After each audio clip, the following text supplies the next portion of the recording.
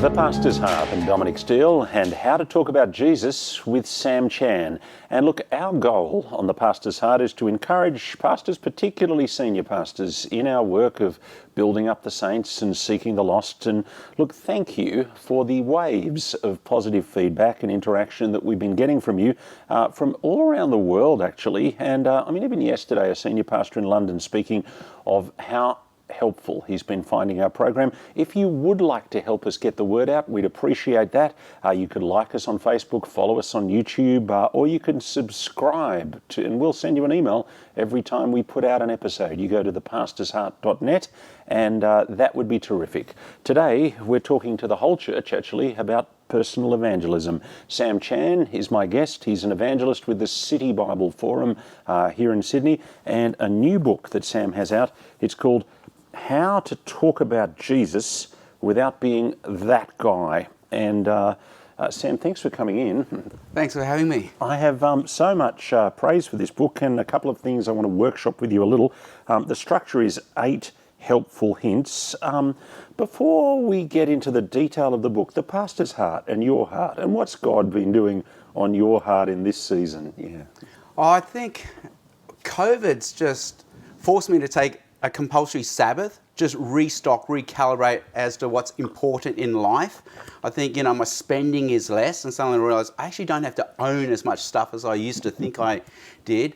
We didn't go away for family holidays as much, but suddenly I thought, well, hang on, we are family at home. So suddenly life got decluttered and a lot more simple, and suddenly I realised I'm actually very happy with a very simple, decluttered life. Now, 8 tips for talking about Jesus. We'll do the first one. Evangelism is a lifestyle change. You speak of plausibility structures, of evangelism not so much being solo but community. What do you mean by that? We believe what we believe, mainly because that's what people that we know, love and trust also believe. And an easy example is we all believe women have the right to vote. But 100 years ago, we didn't. We all believe motorcyclists should wear a helmet when they ride a motorbike. But in Texas, USA, they don't believe that. And so somehow our beliefs, our behaviours are very much the product of what our community also has. So what our trusted friends and family also believe, we tend to believe. Another example is when my wife and I tried to name our second child, we thought we don't want a common name, but we named him Cooper. And that year, Cooper was a top 10 name in New South Wales. And suddenly we realised, hey, we just do what people around us tend to do. So right now, with our friends, when we try to tell them about Jesus, what we say is true.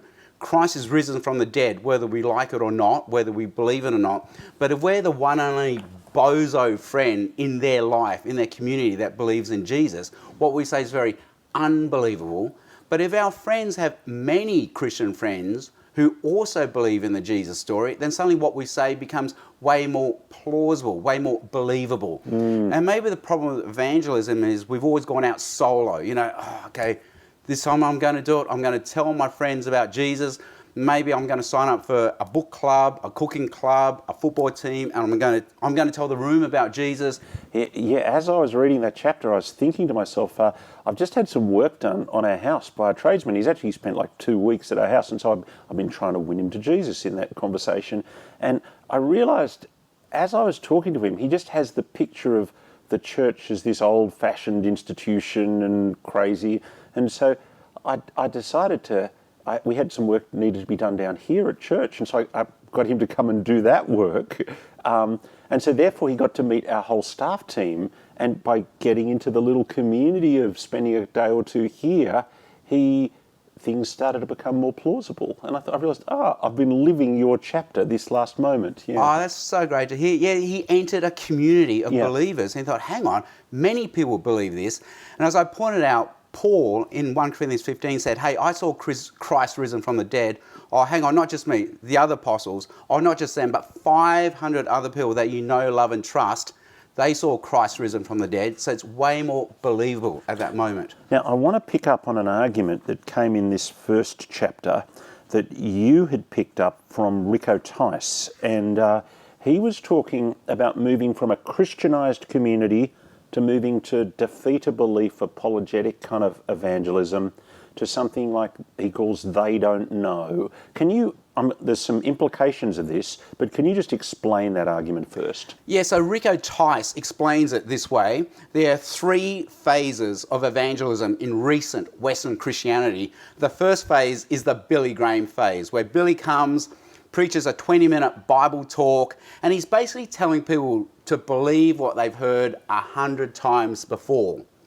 Then we went to the second phase of evangelism, what we call the defeater beliefs phase, where people know what we want them to believe, but they can't because of all these defeater beliefs like, I can't trust the Bible, the problem of science, the problem of other religions. So we have to remove the defeater beliefs from them, and then they will believe. But now we're in the final and third phase, which is where our friends are on a different planet. They don't even know what we believe. So the defeater beliefs aren't there. And deep down, they don't care what we believe, and they suspect what we believe is evil, wrong, and we're the bad guys in their storyline. And so we've moved to? An era where we now need to promote belief. We need to even get them to care what we believe. Like, hey, come check out what Jesus says about this. And intuitively, I've noticed most of us have discovered this for ourselves. So our church, usually at the start of the year, tries to run a whole month where we can invite our friends to hear a series of talks aimed at our non-believing friends. And 5 or 10 years ago, it was all defeated beliefs. Like, how can you trust the Bible? What about the problem of evil? How can a loving God send someone to hell? And a lot of my friends from other churches were doing the same thing. But we've all discovered a phase where we've just got people to even want to know what we say. So we're doing a series on what would Jesus say. Other people doing series of talks on, why you will, where do we get the idea of human rights, freedom, dignity, all and they're comes from positive the gospel. concepts. Yeah, so we're promoting belief. Maybe one way of looking at it is Tim Keller, he had the reason for God, so that's the defeater beliefs phase. But now we've got the making sense of God phase, where we're not trying to promote belief. Like, come, just you want to believe this. Now, when I read that, it made me think of a recent discussion that I've been involved with, and I actually rang you up about it a couple of weeks ago because I wanted to get your opinion on it. A campaign, one of the big organisations here in Australia came up with a campaign, Jesus, History's Biggest Hoax, and I rang them and said, I think this is the wrong way to go because I'm for putting the gospel positively, not putting the gospel negatively. And my argument was, you don't advertise, does Coke taste bad in cans? A negative thing that I hadn't thought about that. But this argument that you've put is arguing against the campaign for a slightly different reason. Do you want to elaborate on that? Yeah, so I was actually just talking yesterday to my boss, Mark Leong, at City Bible Forum about this. It's almost like people on a journey to belief. So it starts off broad like a funnel and gets narrower and narrower and narrower. So once upon a time, the defeater belief phase was actually quite a long way down the funnel or the journey towards belief. But now we're over here. They don't even know. And wrongly over there. Yeah, that's right. They don't even know what we believe to have the defeater beliefs. So we're here trying to get them to even just begin the journey. Like, come into the funnel with us. So what's the strategy for getting... I mean, you don't want to have a social media campaign on the defeater belief. What's the strategy you want to put up instead? Oh, there's so many strategies. But one is to show, and I'm getting this from Mark Sayers, this cultural moment, where we're showing people you're actually enjoying the fruits, the blessings of the kingdom, but you don't have the king who gives you this kingdom. So there's so many fruits that Western secular society presumes to be true and enjoys, which only Christianity can give them. The whole idea of human rights, human dignity, freedom, even a loving God. Hey, this comes from the gospel. This comes from Jesus. You believe this already. Come and just find out why you believe this and where it comes from. And resonating on some of those things that I think intuitively must be true, but I'm not quite sure why. Yeah. Okay.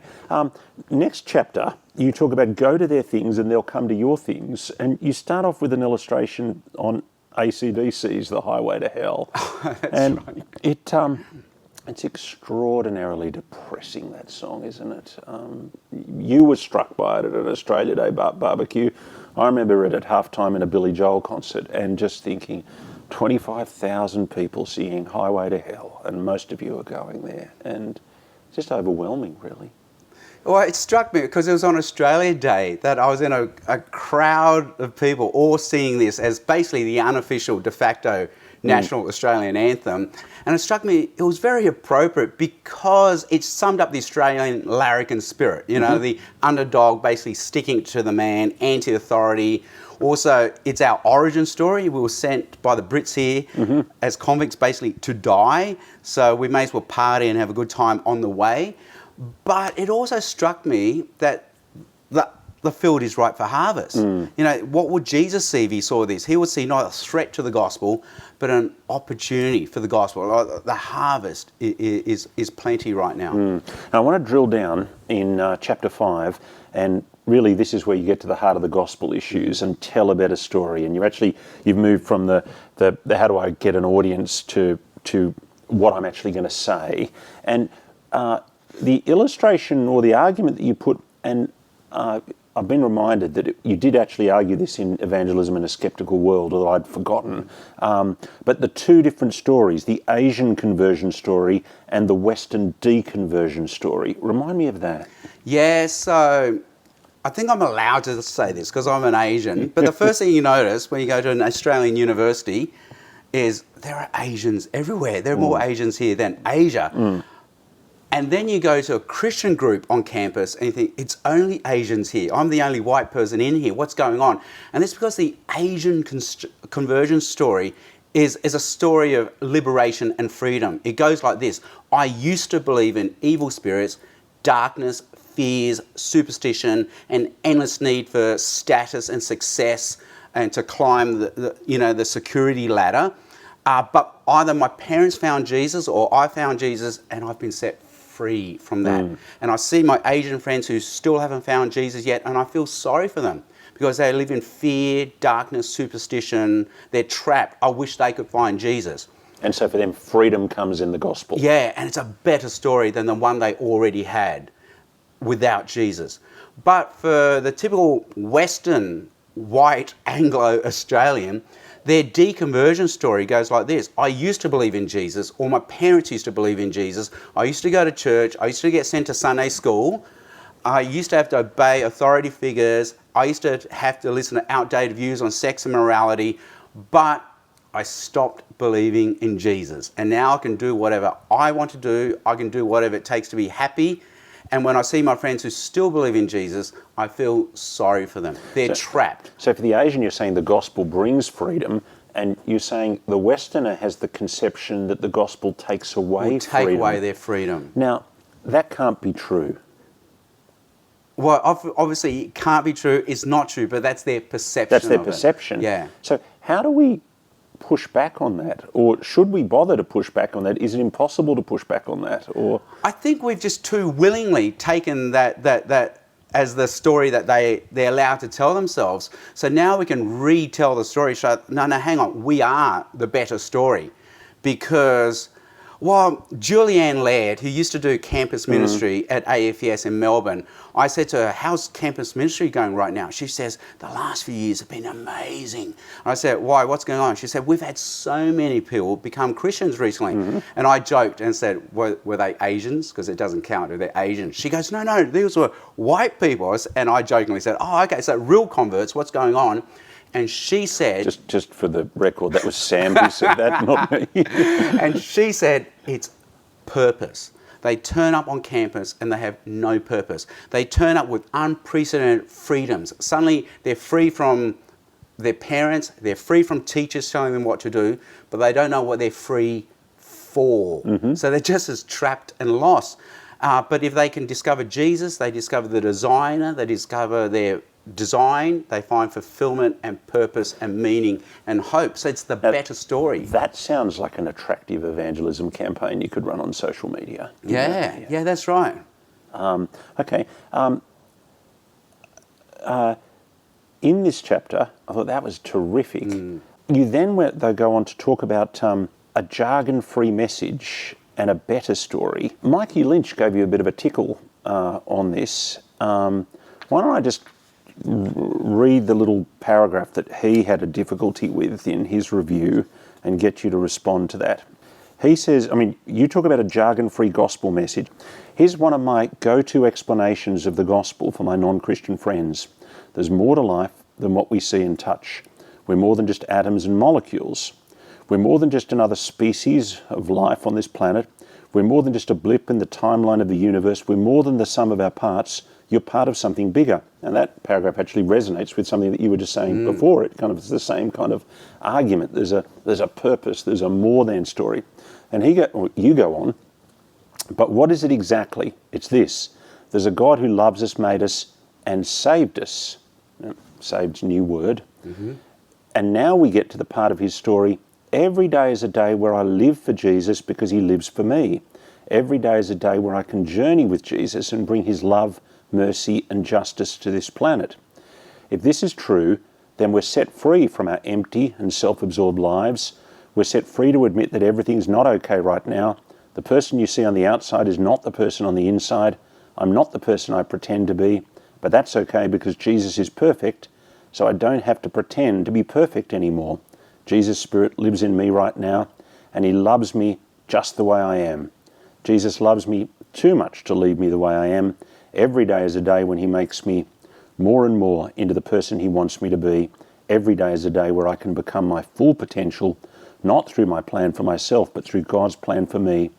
Every day is a day where I can be everything that God has made me to be. Now, Mikey's critique, he's written, there's something I found so frustrating. I was almost yelling at the book, the way you yell at the TV, the strangely muted place the atonement plays in the book. And he cites that as his example. Was he right or wrong? What were your thoughts there?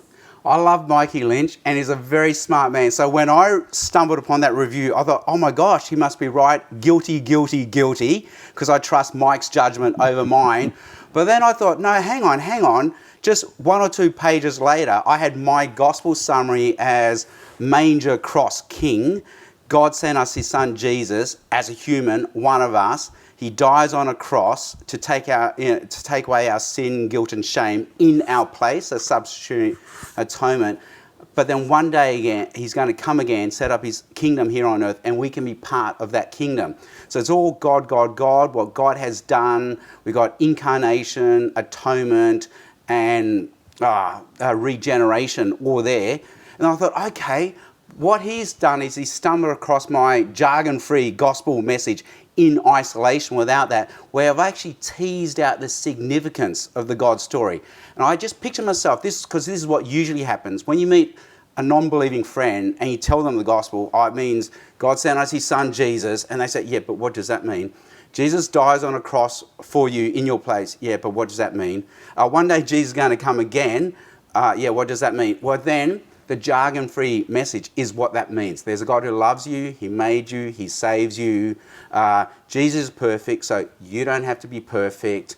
You can be part of Team Jesus, where you now have a mission, a purpose, a hope, a destiny in life. So actually in that jargon-free message, because I used to teach theology, it's actually justification, sanctification, regeneration and reconciliation, even adoption, all snuck in there, but without using those words, but using the language of the people today in the 21st century, what a university student might use or talk about. You may have just gone too fast for me. Oh, sorry. I can't see sin here. I can't see in both. If I was Mikey, this is what he might be saying to you. Sam, I can't in the manger cross king on the cross. He says, now we can say something about how Jesus died for us in our place. If we believe this, then God will wash away our guilt and shame. Now, sin is assumed, but it's not. It's not said. And similarly in the illustrative story, saved does assume something, but it's not said. And as I was reflecting, I find when I'm writing an evangelistic talk or when I'm in personal conversation, actually articulating sin is the hardest thing for me to do. Do you know, of all the bits, that's the bit I find most difficult.